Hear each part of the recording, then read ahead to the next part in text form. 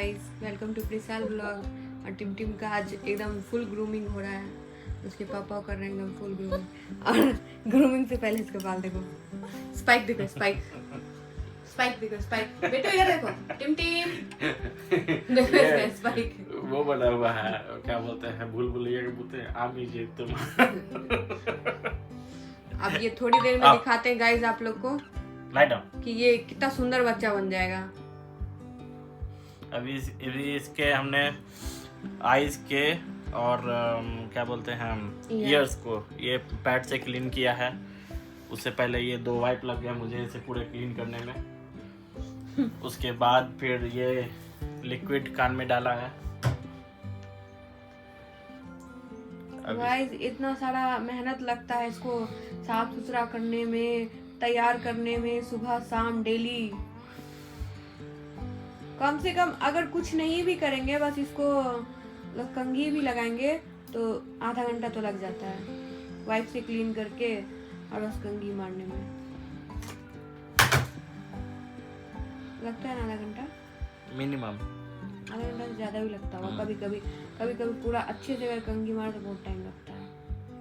नहीं, अभी जैसे कान में लिक्विड दिया ना, जो एक्सेस रहता है कान फ्लैप पे लगा हुआ उसको क्लीन करना पड़ता है। तो वही अभी मैं इसको टॉवल से क्लीन कर रहा हूँ। बस ऐसे ऐसे टैप कर दो, पूरा रुक लेगा। जो अंदर जाना था वो चला गया। इससे क्या होता है ना कि वैक्स बिल्डअप नहीं होता है। अगर होगा भी थोड़ा बहुत तो बाहर आ जाएगा वैक्स। अभी जैसे डाल दिया ना तो शाम होते होते सारा वैक्स बाहर।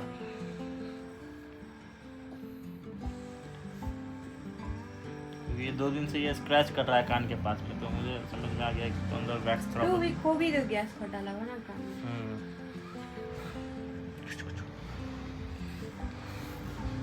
अब आराम से कंघी मरवाएगा। कंघी मरवाने में मतलब तैयार होने में उतना नाटक नहीं करता, आराम से करवा लेता है। कैसे करेगा नाटक, बचपन से आदत है। और इसको पता है कि आराम से बैठ करके चोटी वोटी बंधवा लेगा। और जब तक लास्ट में बोलेंगे कि नहीं हो गया जाओ, तब जा करके जाएगा। आराम से ऐसे लेट के करवाता है। तो गाइस हमारा बेटू तैयार हो गया है। देखो जैसे कैमरा चालू हुआ दौड़ के आया। पता ही है गाइस क्या होता है। अभी रेडी हो चुका है तो इसके बाद इसको क्या चाहिए होता है। देखो अभी मैंने इसके आईज के अराउंड बाल भी कट किए हैं। लो ट्रीटू लो, कुकीज लो। सेट नहीं, नीचे आओ, नीचे आओ, नीचे आओ, नीचे आओ, नीचे आओ, come here. Set set set set, good boy, stay. देखो अभी इसका आईज के राउंड बाल कट हुए हैं। कितना अच्छा लग रहा है। आंख में 2-4 बॉल पोक कर रहा था, काटन जोड़ी था।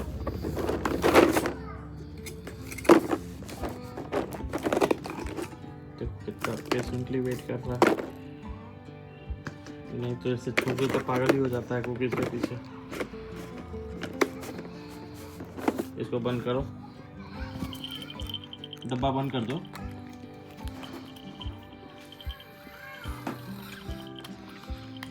और चाहिए? हाँ, डब्बा के पीछे। रुको, स्टे, लाई डाउन करो। इसको बाद दिए हुए 2 वीक्स 2 डेज हो चुका है गाइस। अभी भी पूरा नीट एंड क्लीन है, लाई डाउन करो, क्योंकि वाइप से डेली साफ हो ही जाता है। Lie down. तो एक्चुअली इस वीकेंड को हम इसे बाद दे देते हैं, बट चूंकि स्पॉट ऑन हमने डाला है 2-3 दिन पहले ही, तो 1 वीक तक इसको बात नहीं दे सकते हैं। 1 वीक हो जाएगा उसके बाद फिर हम इसे बात दे सकते हैं, नहीं तो फिर वो स्पॉट ऑन का असर नहीं रहेगा। उसको पूरे ब्लड स्ट्रीम में जाने में ऑलमोस्ट 1 वीक लगता है। लो चल लो।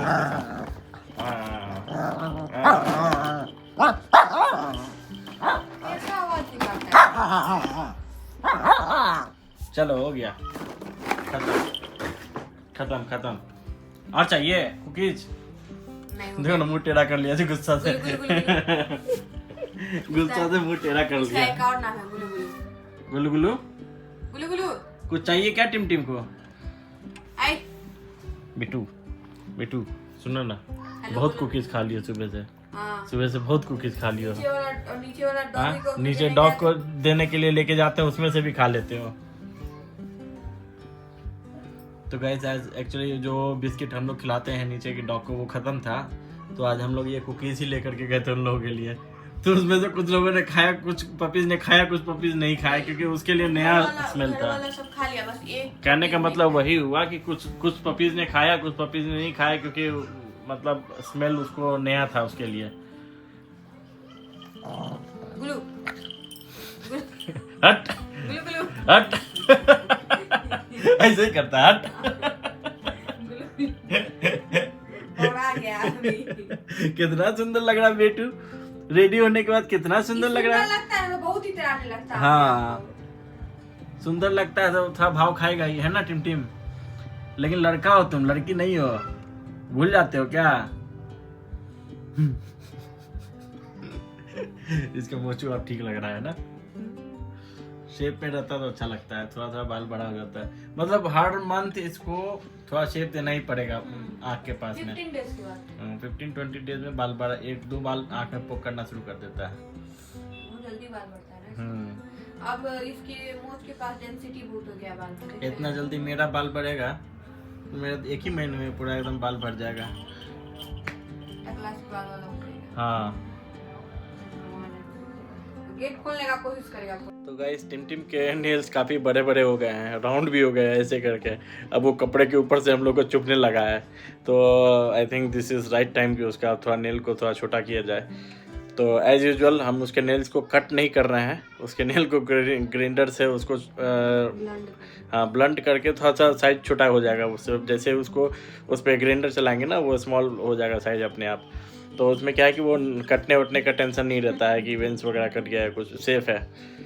तो आपने पुराने ब्लॉग्स में भी देखा होगा कि मोस्टली मैं वही यूज़ करता हूँ। कटर है मेरे पास में, बट कटर का उतना ज़्यादा यूज़ नहीं होता। जब बहुत ज़्यादा बड़ा हो जाता है नेल्स, जब लगता है कि नहीं वो ब्लंट करने में काम नहीं चलेगा या फिर ग्राइंडर से बहुत ज़्यादा देर तक रगड़ना पड़ेगा, तभी जाकर हम लोग वो यूज़ करते हैं। बट चूँकि रेगुलर बेसिस पे हम लोग इसका ग्रूमिंग करते रहते हैं, तो हर महीने इसका नेल्स को हम लोग ग्राइंड कर देते हैं, तो फिर वापस अपने साइज़ में आ जाता है। बट इनकेस अगर आप टाइम पे नेल्स को कट नहीं करते हो या ग्राइंड नहीं करते हो, तो वो नेल्स धीरे धीरे बड़ा हो जाएगा। फिर उसके जो पॉज होते हैं ना, उसको डिस्कम्फर्ट होगा रखने में।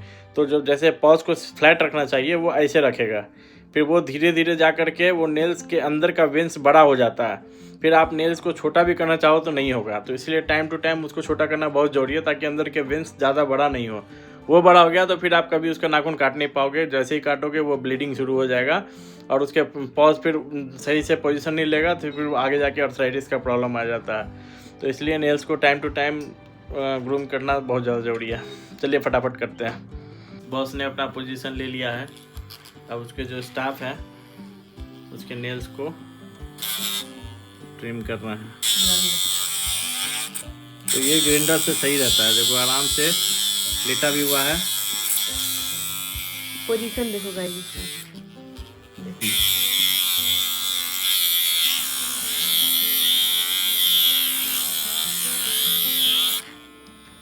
देखो तुरंत छोटा हो गया। ये फायदा होता है इसका। तो बड़ा बड़ा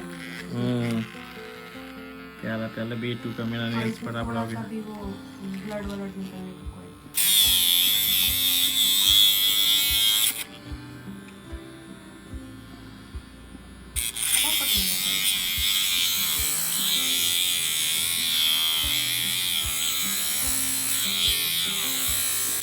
और गाइस ये देखो, ये कितने आराम से करवा रहा है। थोड़ा सा भी वो हलचल नहीं मचा रहा है या फिर हल्ला नहीं कर रहा, आराम से बैठ गया गोदी में। पोजीशन देखो इसका, आराम से करो, कोई बात नहीं है। साहब जी आराम से सोए हैं अभी। देखो गाइस, हमारा टिम पेशेंटली अपना सारा नेल बनवा चुका।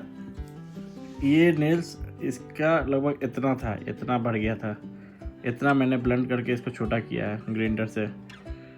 आई होप आपको क्लियर दिख पा रहा होगा। ये देखो, दिख रहा है?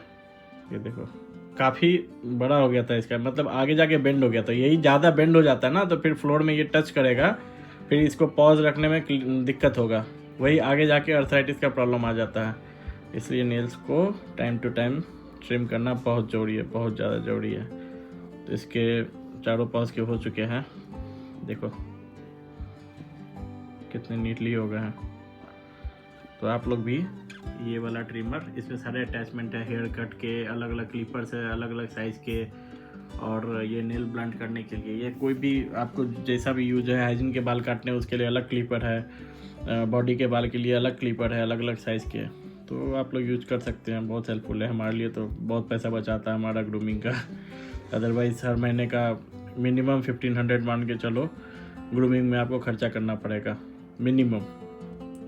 अगर आप फुल ग्रूमिंग के लिए जाते हैं, नेल कट, ट्रिमिंग, बाथिंग वगैरह वगैरह, तो फिर 2000-2500 रुपये तो मान के चलो कम से कम खर्चा होगा। तो ये छोटे छोटे एक्सेसरीज है जो आप अपने घर पे रख सकते हैं, नेल्स वगैरह बनाने के लिए, हेयर कट के लिए। अभी देखो आज मैंने इसके आइस के भी बाल थोड़े कट किए थे, शेप दिए थे, देख रहे हो, तो अब सही लग रहा है। Cute boy.